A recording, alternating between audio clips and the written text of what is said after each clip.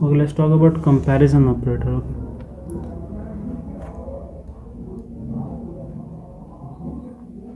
Comparison operator.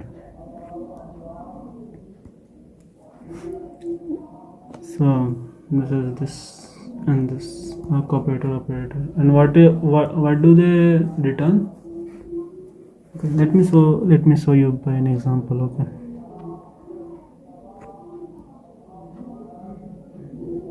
Index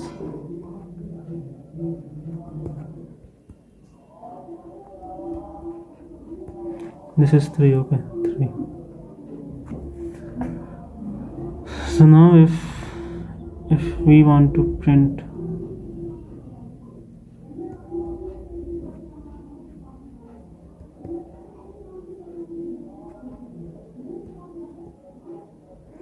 you wonder what will they print? They can't print the value of y, they can't print the value of x. What will this give?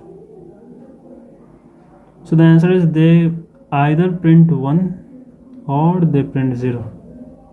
So when will they print 1 and when will they print 0? So they will print 1 when it is true, when x is bigger than y is true, and when x is not bigger than y, because this is a bigger one. Okay, so if x is bigger than y, then they will print 1, and if x is smaller than y, then they will print 0. Okay, so here x is not bigger than y, x is smaller than y, then they will print 0.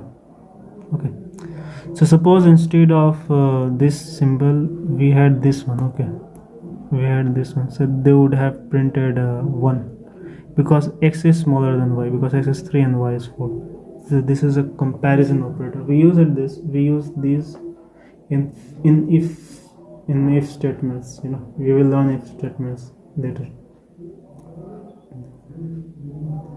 and I will talk about few more operators. Okay, so there are a list of operators. Let me write them here.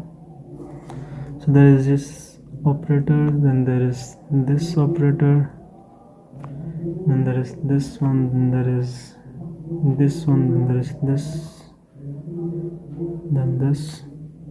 Okay, so this is an equal to operator. Okay, equal to operator, and this is not equal to operator.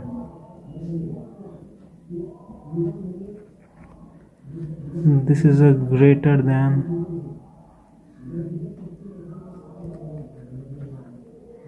this is a less than operator, and then this is a greater than or equal to operator, and then this is less than or equal to operator. Okay, so the use of these operators are very simple. Okay, all these things you might have read in algebra. Okay, so we'll talk. So firstly, what is this? Okay, so we're comparing, and if x equals to y. Okay, even the output could be either 1 or it could be 0. So it will be 1 if x and y are actually equal. Okay, we don't use x equals y, because in that case it is an assignment operator and this is an equals to operator. So in assignment operator, y value will be assigned to x, whereas here what will happen here, it will do a comparison, it will return either 0 or 1. So if these are equals, then they will return 0. If they are not, then it will return 0. Okay, so what is this? Just opposite of this. If they are not equal, then they will return 1. If it is equal, then they will return 0, because they don't need to be equal, because it says that they need to be not equal. So if they are not equal, then it will return 1. So greater than, so we have talked about these two variables here, these two operators here. What is this? So either it is bigger than or equal to. Okay, so let me give an example here. Suppose x is equals to 5 and y is also equals to 5.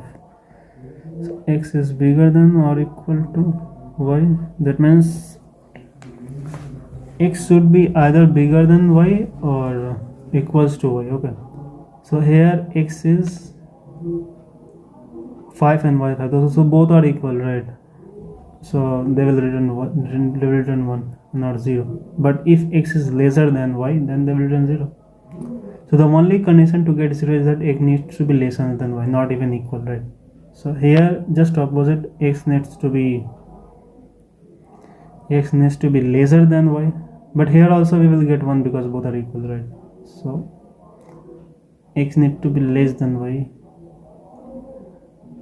x needs to be bigger than y to get 0. Okay, so these were all about comparison operators. We have other operators as well, like we have logical operators. Okay, we will talk about the logical operators in the next video. Okay, thank you. So we have logical operators.